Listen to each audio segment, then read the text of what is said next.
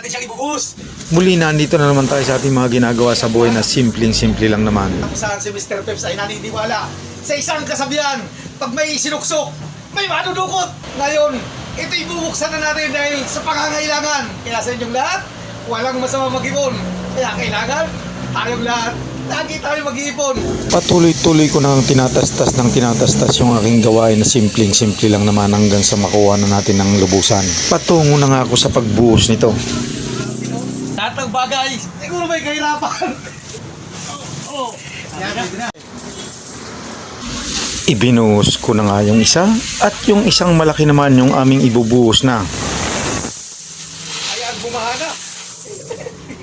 Nandito rin yung mga papel na hinalungan natin sa pag-iipon. Ayan ang kagandahan rito, gawa ng nilagay ko nga dito para maging safety siya.